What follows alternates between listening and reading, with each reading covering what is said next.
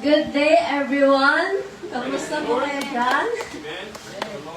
We welcome you all. It is with a grateful heart that I stand before you today as we celebrate not just an anniversary, but 7 years of God's faithfulness to our church. Praise God, ating palakpakin ang Panginoon. Allow me to give you a brief history of our church. In September 8, 2018, nagsugod mi sa child-friendly preschool sa Sandawa. There we held our very first worship service. And at that time, ako na sa akong pamilya. Akong papa, akong mama, o kaming tulo ka man nag-igsoon. That time, akong papa ang magwali o magpiano. Akong mama ang mag-song leader and mag-MC. Pag dako na po na ako na sad ang mag-song leader. Kami ang pulpit committee, kami mutindog diri sa atubangan, kami na sad maminaw sa among sarili. So it was just us mga igsoon. And from the very beginning, our mission was clear. To share the love of God and the gift of salvation. During po niini nga time, nagsugod mig child evangelism. Dito sa Sandawa, Night Park, dito nagtudlo mig mga bata about kang Jesus, about sa salvation, mga Bible stories and Christian songs. And pagkadugay ni daghan ng mga bata, naganahan sila paminaw about kang Jesus, about sa salvation. And in God's amazing way, they became the first congregation of our young church. But aduna pa'y mas dako nga plano ang Ginoo. Pinaagi sa mga bata, nakabot na mo ang ilang mga ginikanan, ang ilang mga pamilya. And what began as a ministry for children soon grew into a ministry that embraced entire households, bringing families closer to the Lord. O wala minihunong dira mga igsoon.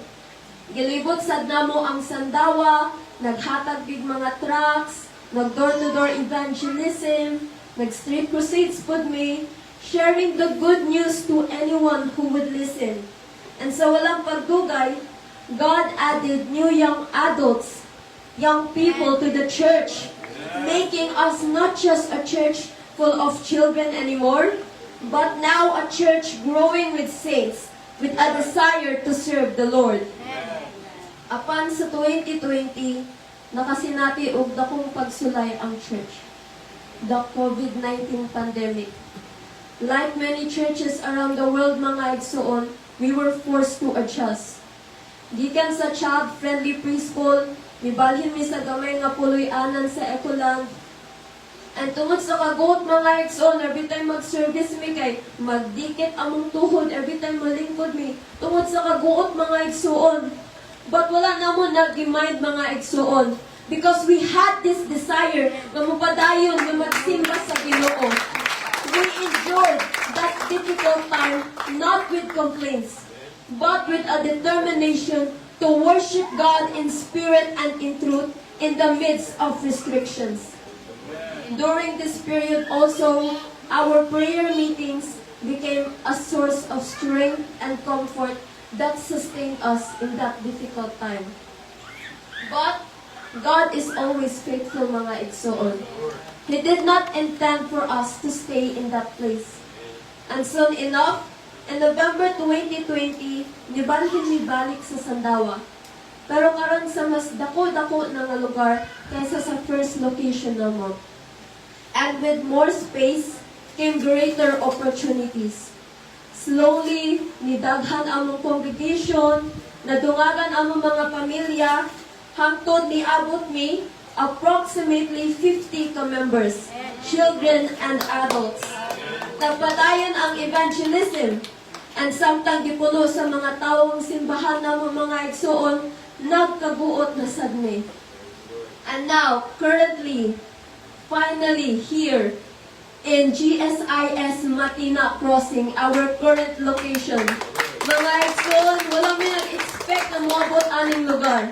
Mga members nga ni padayon, o doon lang ang puloy-anan kaya nisunod sa amoa. Pero na yung mga members na nag-abroad na, naglagyo na, so wala na sila dariya.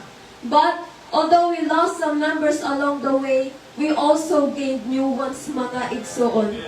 And that is the beauty of God's leading, mga igsoon. He takes you to places you never expect. He blesses you in ways you cannot imagine, mga igsoon. And one thing that have followed the church from our first location in Sandawa to this current one is that life is uncertain. But we remain standing and sustained by the steadfast grace and love of God. From Sandawa to Ecoland, back to Sandawa, and now here in GSIS, the journey of this church has been a journey of faith.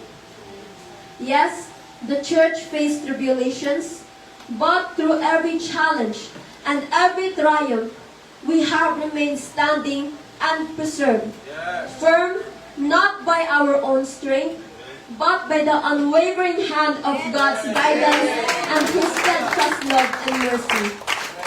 And so today, as we celebrate 7 years of growth, blessings, and abundance, let us remember that this story is not just about a church building, but about God's enduring faithfulness in the lives of His people.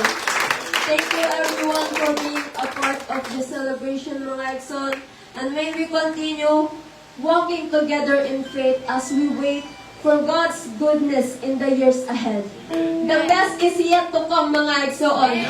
God bless us all, and to God be all the glory.